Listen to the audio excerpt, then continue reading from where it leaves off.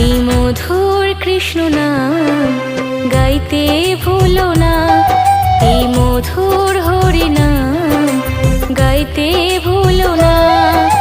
শ্রীকৃষ্ণের দুই চরণ করো গো সাধনা, শ্রীকৃষ্ণের দুই চরণ করো গো সাধনা।